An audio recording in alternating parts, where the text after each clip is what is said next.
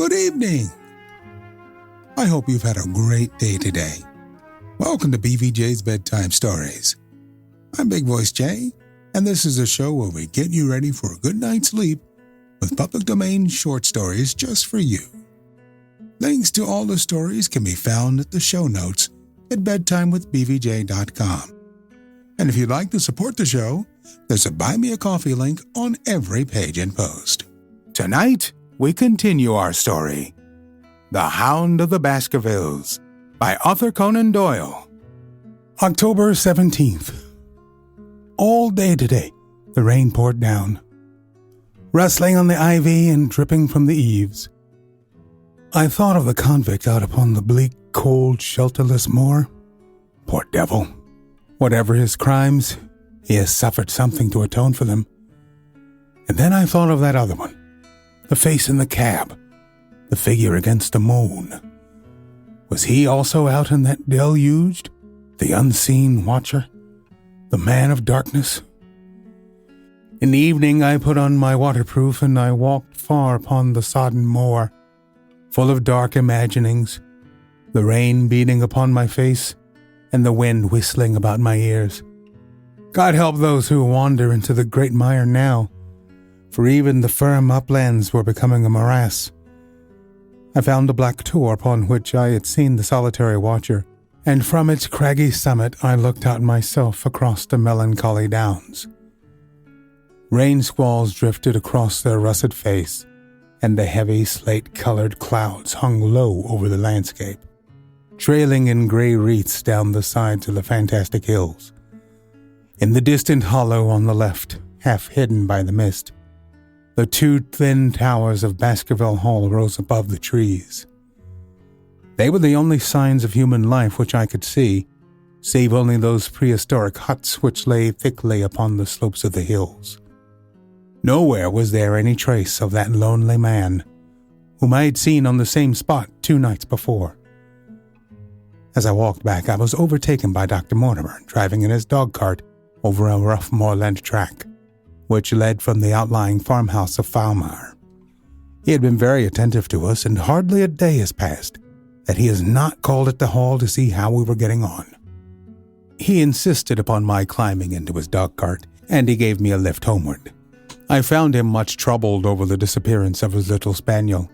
It had wandered on to the moor and had never come back. I gave him much consolation, as I might, but I thought of the pony on the Grimben mire, and I do not fancy that he will see his little dog again. By the way, Mortimer, said I as we jolted along the rough road, I suppose there are a few people living within driving distance of this whom you do not know? Hardly any, I think. Can you then tell me the name of any woman whose initials are L.L.? He thought for a few minutes. No, said he. There are a few laboring folk for whom I can't answer, but among the farmers or gentry, there is no one whose initials are those.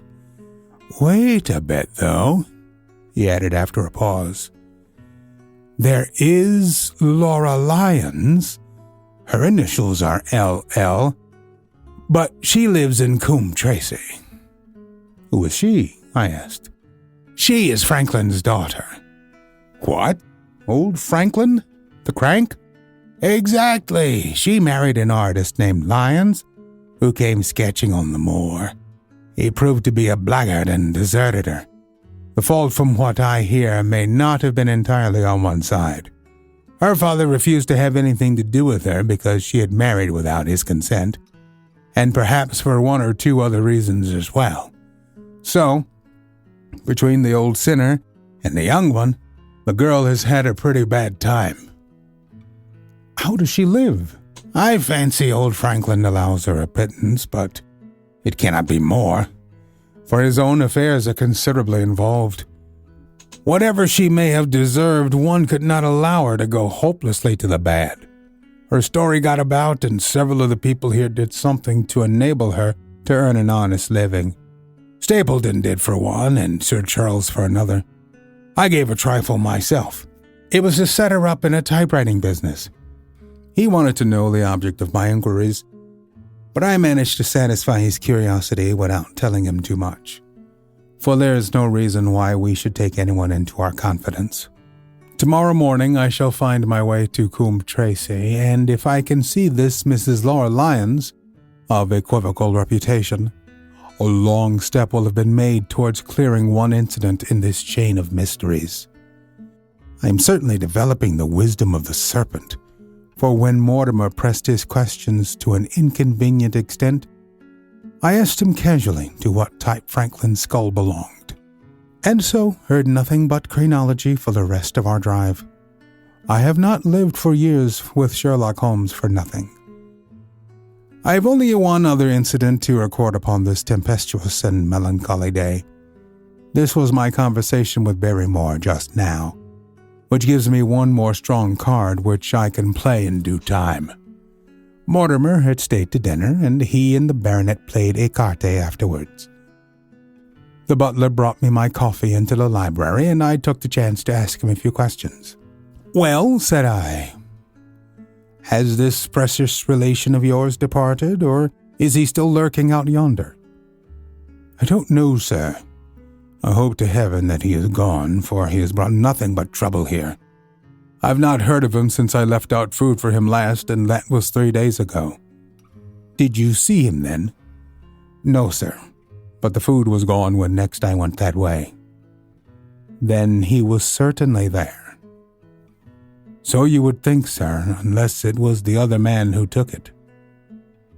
I sat with my coffee cup halfway to my lips and stared at Barrymore. "You know that there is another man, then?"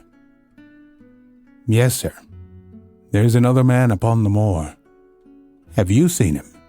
"No, sir." "How do you know of him, then?" "Selden told me of him, sir, a week ago or more. He is in hiding, too, but he's not a convict as far as I can make out." "I don't like it, Dr. Watson. I tell you straight, sir, that I don't like it." He spoke with a sudden passion of earnestness. "Now listen to me, Barrymore. I have no interest in this matter but that of your master. I have come here with no object except to help him. Tell me frankly what it is that you don't like." Barrymore hesitated for a moment as if he regretted his outburst or found it difficult to express his own feelings in words. "It's all these goings-on, sir," he cried at last, waving his hand towards the rain-lashed window which faced the moor. "There's foul play somewhere, and there's black villainy brewing, so that I'll swear. Very glad I should be, sir, to see Sir Henry on his way back to London again. But what is it that alarms you? Look at Sir Charles's death. That was bad enough for all that the coroner said. Look at the noises on the moor at night. There's not a man would cross it after sundown if he was paid for it. Look at the stranger hiding out yonder and watching and waiting. What's he waiting for? What's it mean? It means no good to anyone of the name of Baskerville, and very glad I shall be to be quit of it all on the day that Sir Henry's new servants are ready to take over the hall." "What about this stranger?" said I. "Can you tell me anything about him? What did Selden say? Did he find out where he hid or what he was doing?" "He saw him once or twice, but he is a deep one and gives nothing away. At first he thought that he was the police, but soon he found that he had some lay of his own. A kind of gentleman he was, as far as he could see, but what he was doing he could not make out." "And where did he say that he lived?" "Among the old houses on the hillside, the stone huts where the old folk used to live." "But how about his food?" "Selden found out that he has got a lad who works for him and brings him all he needs. I dare say he goes to Coombe Tracy for what he wants." "Very good, Barrymore.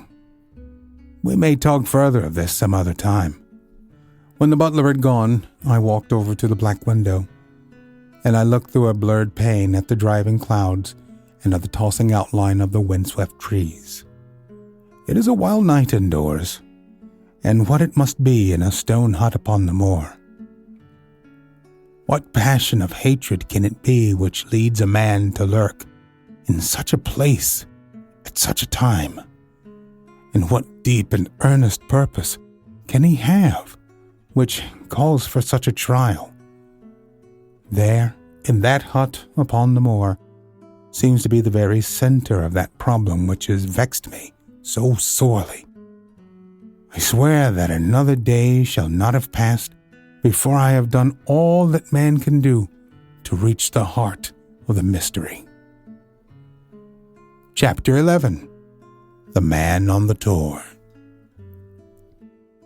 The extract from my private diary, which forms the last chapter, has brought my narrative up to the 18th of October, a time when these strange events began to move swiftly toward their terrible conclusion.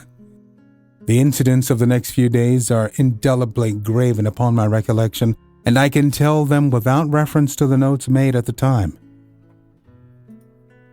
I start, then, from the day which succeeded that upon which I had established two facts of great importance. The one that Mrs. Laura Lyons of Coombe Tracey had written to Sir Charles Baskerville and made an appointment with him at the very place and hour that he met his death. The other, that the lurking man upon the moor was to be found among the stone huts upon the hillside. With these two facts in my possession, I felt that either my intelligence or my courage must be deficient if I could not throw some further light upon these dark places. I had no opportunity to tell the baronet what I had learned about Mrs. Lyons upon the evening before, for Dr. Mortimer remained with him at cards until it was very late. At breakfast, however, I informed him about my discovery, and asked him whether he would care to accompany me to Coombe Tracey. At first he was very eager to come, but on second thoughts it seemed to both of us that if I went alone, the results might be better. The more formal we made the visit, the less information we might attain. I left Sir Henry behind, therefore, not without some prickings of conscience, and drove off upon my new quest. When I reached Coombe Tracey, I told Perkins to put up the horses, and I made inquiries for the lady whom I had come to interrogate. I had no difficulty in finding her rooms, which were central and well appointed. A maid showed me in without ceremony, and as I entered the sitting room, a lady, who was sitting before a Remington typewriter, sprang up with a pleasant smile of welcome. Her face fell, however, when she saw that I was a stranger, and she sat down again and asked me the object of my visit. The first impression left by Mrs. Lyons was one of extreme beauty. Her eyes and hair were of the same rich hazel color, and her cheeks, though considerably freckled, were flushed with the exquisite bloom of the brunette, the dainty pink which lurks at the heart of the sulphur rose. Admiration was, I repeat, the first impression, but the second was criticism. There was something subtly wrong with the face, some coarseness of expression, some hardness, perhaps, of eye, some looseness of lip which marred its perfect beauty. But these, of course, are afterthoughts. At the moment, I was simply conscious that I was in the presence of a very handsome woman, and that she was asking me the reasons for my visit. I had not quite understood until that instant how delicate my mission was. "I have the pleasure," said I, "of knowing your father."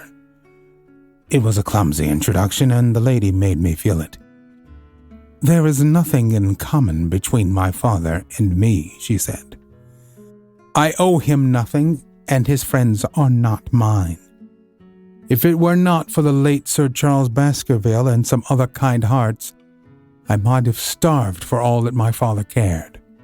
It was about the late Sir Charles Baskerville that I have come to see you." The freckles started out on the lady's face. "What can I tell you about him?" she asked, and their fingers played nervously over the steps of her typewriter. "You knew him, did you not?" "I have already said that I owe a great deal to his kindness. If I am able to support myself, it is largely due to the interest which he took in my unhappy situation." "Did you correspond with him?" The lady looked quickly up with an angry gleam in her hazel eyes. "What is the object of these questions?" she asked sharply.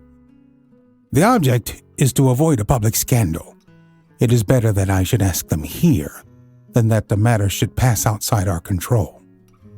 She was silent, and her face was still very pale. At last, she looked up with something reckless and defiant in her manner.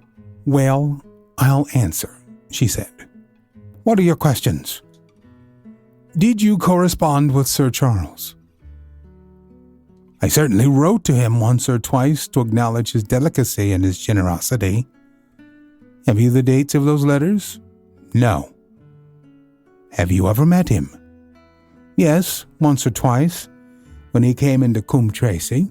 He was a very retiring man, and he preferred to do good by stealth." "But if you saw him so seldom, and wrote so seldom, how did he know enough about your affairs to be able to help you, as you say that he has done?"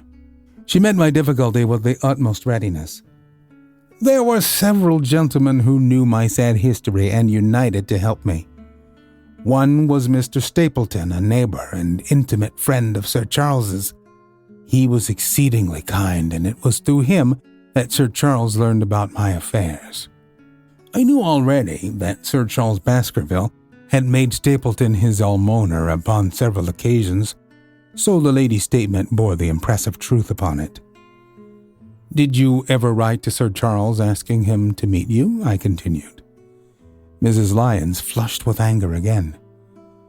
"Really, sir, that is a very extraordinary question." "I am sorry, madam, but I must repeat it." "Then I answer, certainly not." "Not on the very day of Sir Charles's death?" The flush had faded in an instant, and a deathly face was before me. Her dry lips could not speak the "no," which I saw rather than heard. "Surely your memory deceives you," said I. "I could even quote a passage of your letter. It ran, 'Please, please, as you are a gentleman, burn this letter and be at the gate by 10 o'clock.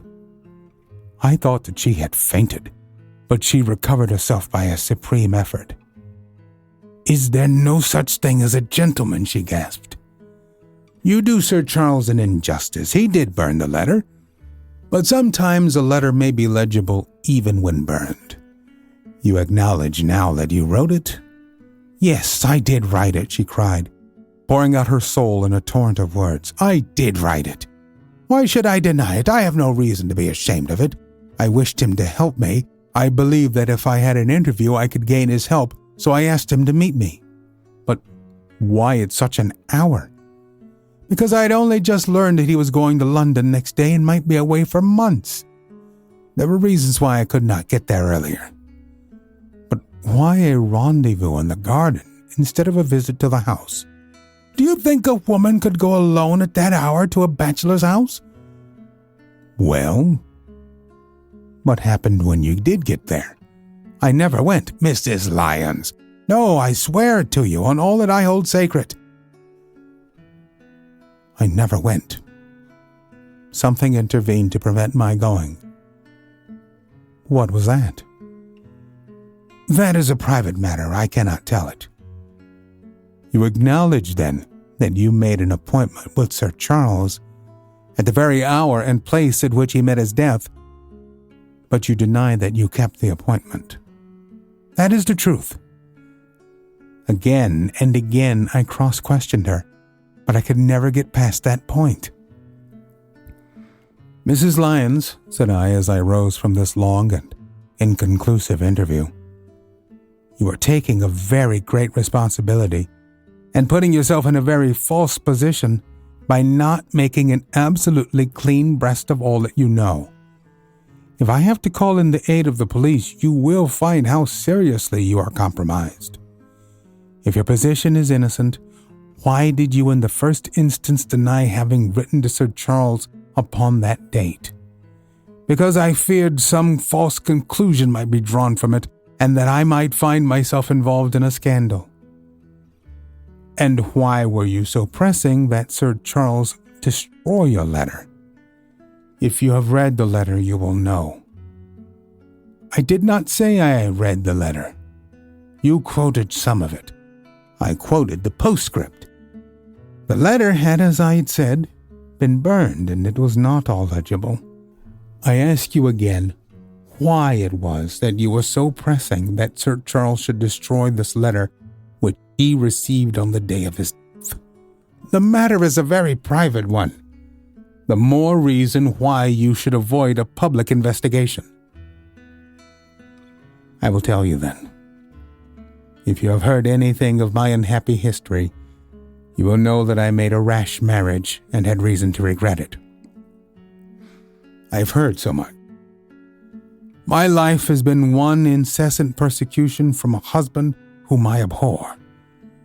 The law is upon his side, and every day I am faced by the possibility that he may force me to live with him. At the time that I wrote this letter to Sir Charles, I had learned that there was a prospect of my regaining my freedom if certain expenses could be met. It meant everything to me. Peace of mind, happiness, self-respect, everything.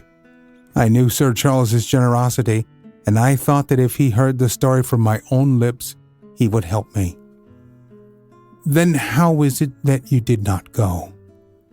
Because I received help in the interval from another source. Why then did you not write to Sir Charles and explain this?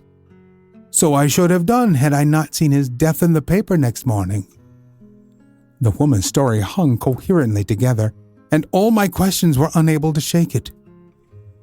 I could only check it by finding if she had indeed instituted divorce proceedings against her husband at or about the time of the tragedy. It was unlikely that she would dare to say that she had not been to Baskerville Hall if she really had been, for a trap would be necessary to take her there, and could not have returned to Coombe Tracy until the early hours of the morning. Such an excursion could not be kept secret. The probability was, therefore, that she was telling the truth, or at least a part of the truth. I came away baffled and disheartened.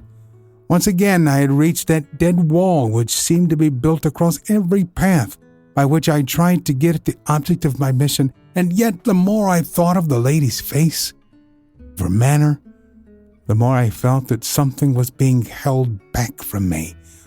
Why should she turn so pale?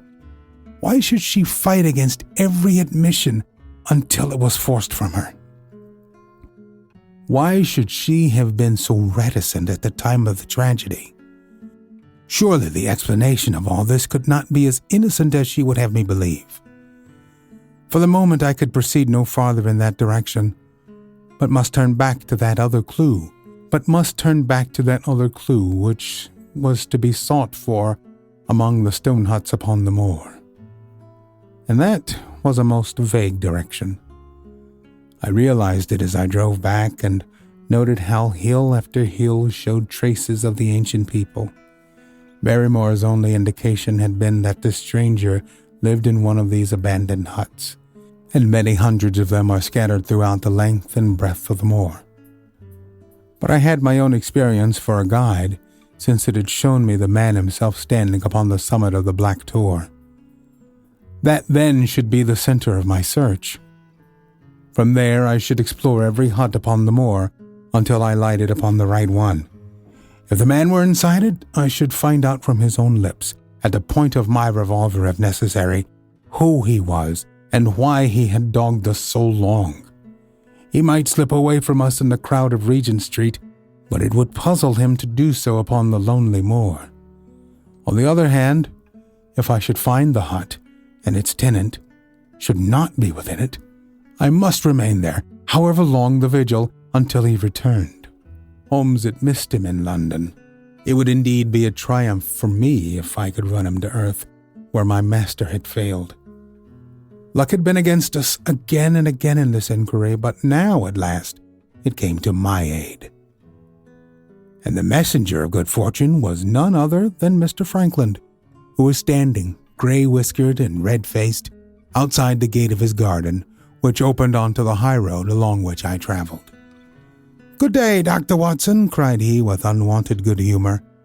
"You must really give your horses a rest and to come in to have a glass of wine and to congratulate me." My feelings towards him were very far from being friendly after what I had heard of his treatment of his daughter. but I was anxious to send Perkins and the wagonette home, and the opportunity was a good one. I alighted and sent a message to Sir Henry that I should walk over in time for dinner. Then I followed Franklin into his dining room. "It's a great day for me, sir. One of the red-letter days of my life," he cried with many chuckles. "I have brought off a double event. I mean to teach them in these parts that law is law, and that there is a man here who does not fear to invoke it. I have established a right-of-way through the center of Old Middleton's Park, slap across it, sir, within 100 yards of his own front door. What do you think of that? We'll teach these magnates that they cannot ride roughshod over the rights of the commoners, confound them. And I've closed a wood where the Fernworthy folk used to picnic. These infernal people seem to think that there are no rights of property, and that they can swarm where they like with their papers and their bottles. Both cases decided, Dr. Watson, and both in my favor. I haven't had such a day since I had Sir John Marland for trespass, because he shot in his own warren. How on earth did you do that? Look it up in the book, sir. It will repay reading. Franklin versus Morland, Court of Queen's Bench. It cost me £200, but I got my verdict. Did it do you any good? None, sir, none. I am proud to say that I had no interest in the matter. I act entirely from a sense of public duty. I have no doubt, for example, that the Fernworthy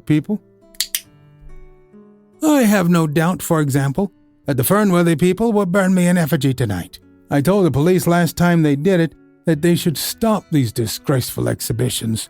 The county constabulary is in a scandalous state, sir, and it has not afforded me the protection to which I am entitled. The case of Franklin v. Regina will bring the matter before the attention of the public. I told them that they would have occasion to regret their treatment of me, and already my words have come true." "How so?" I asked. The old man put on a very knowing expression. "Because I could tell them what they are dying to know, but nothing would induce me to help the rascals in any way." I had been casting around for some excuse by which I could get away from his gossip, but now I began to wish to hear more of it. I had seen enough of the contrary nature of the old sinner to understand that any strong sign of interest would be the surest way to stop his confidences. "Some poaching case, no doubt?" said I, with an indifferent manner. "Ha ha, my boy, a much more important matter than that. What about the convict on the moor?" I started. "You don't mean that you know where he is?" said I. "I may not know exactly where he is, but I am quite sure that I could help the police to lay their hands on him.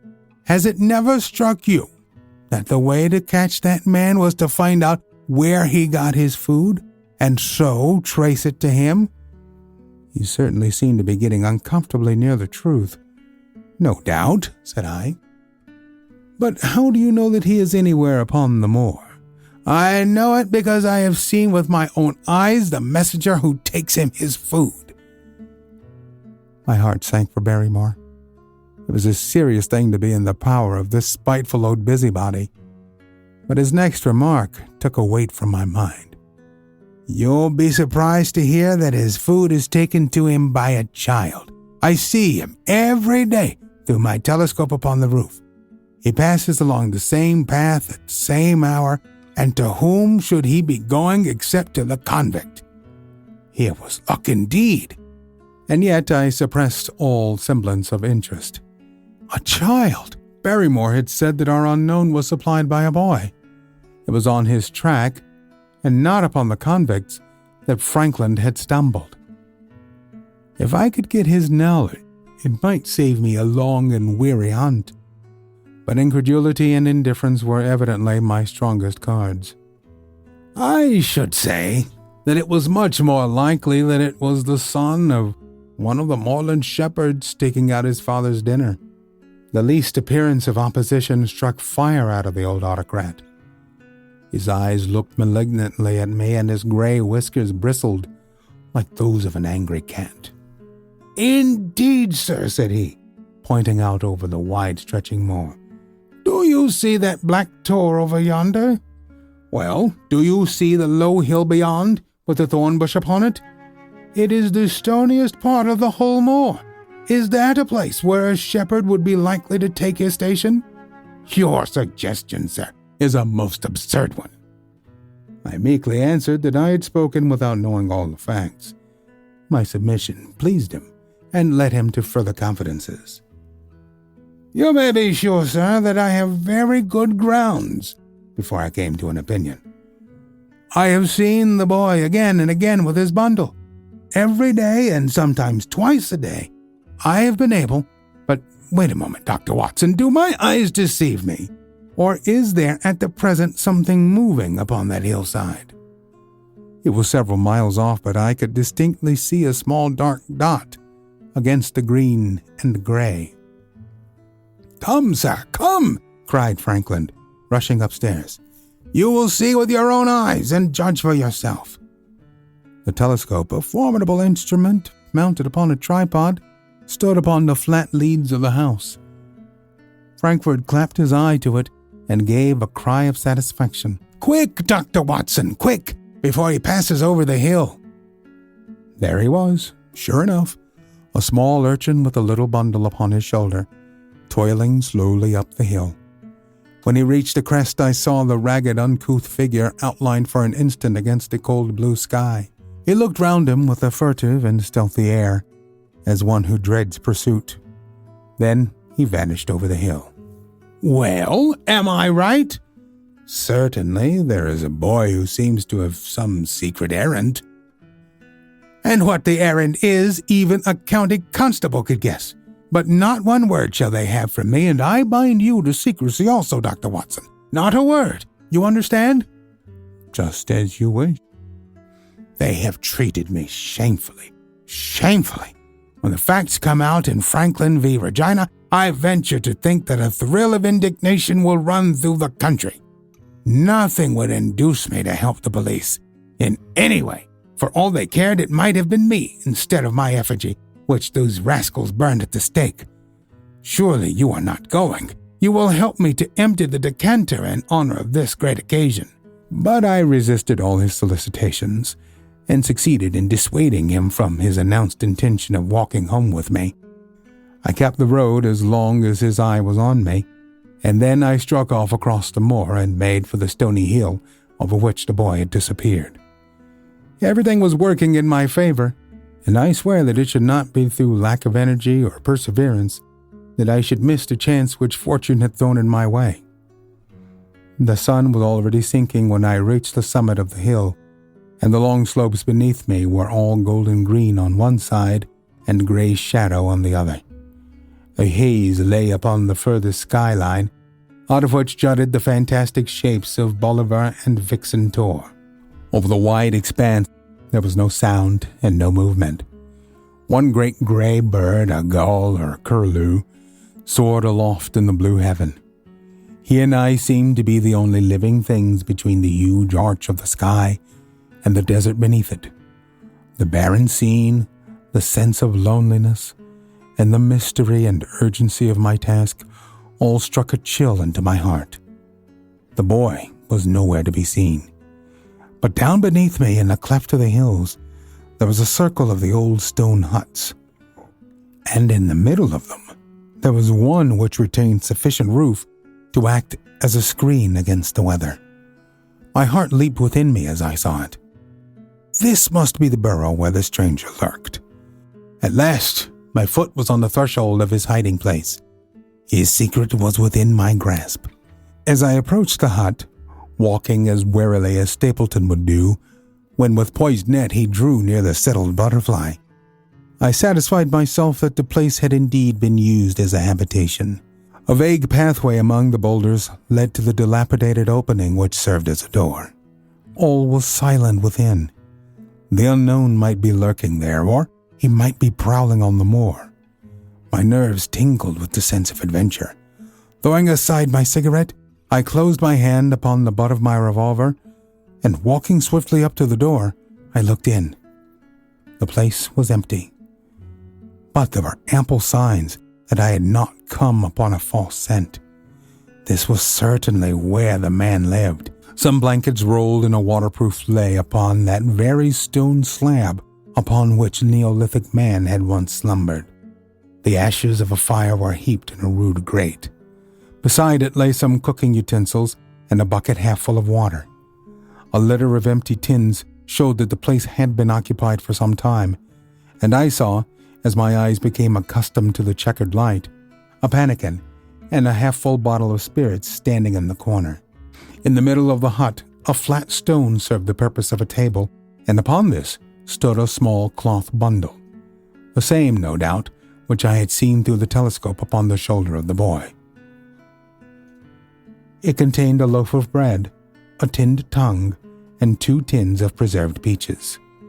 As I set it down again after having examined it, my heart leaped to see that beneath it there lay a sheet of paper with writing upon it. I raised it, and this was what I read, roughly scrawled in pencil. Dr. Watson has gone to Coombe Tracy. For a minute I stood there with the paper in my hands, thinking out the meaning of this curt message. It was I, then, and not Sir Henry, who was being dogged by this secret man. He had not followed me himself, but he had set an agent, the boy perhaps, upon my track, and this was his report. Possibly I had taken no steps since I had been upon the moor which had not been observed and reported. Always there was this feeling of an unseen force, a fine net drawn round us with infinite skill and delicacy, holding us so lightly that it was only at some supreme moment that one realized that one was indeed entangled in its meshes.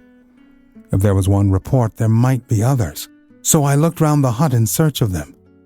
There was no trace, however, of anything of the kind, nor could I discover any sign which might indicate the character or intentions of the man who lived in this singular place, save that he must be of Spartan habits and cared little for the comforts of life.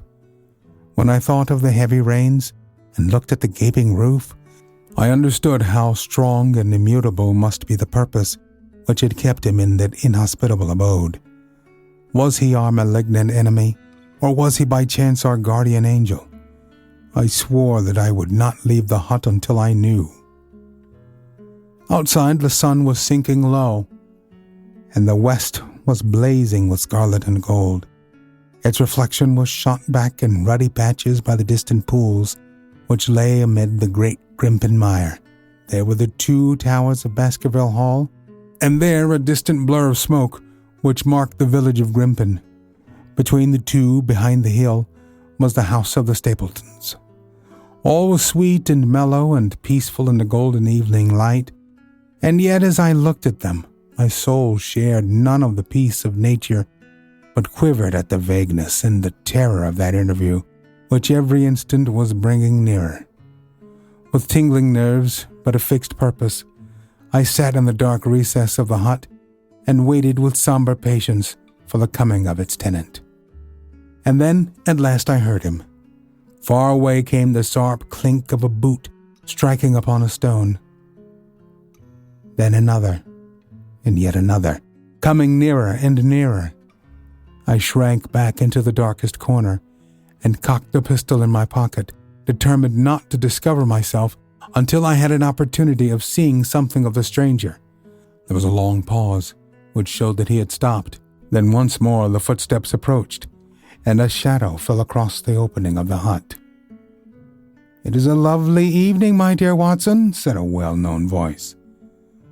"I really think that you will be more comfortable outside than in." We'll continue our story on our next episode. We're always on the hunt for great stories like these to feature on the show. You can send your suggestions to bigvoicej@gmail.com. We've got a YouTube channel full of stories from the show. Go to tiny.cc/BVJ Bedtime. If you found some value in our storytelling tonight, don't forget to show the love. There's a Buy Me a Coffee link on every post. Thank you so much for listening. Good night. Diamond Club hopes you have enjoyed this program.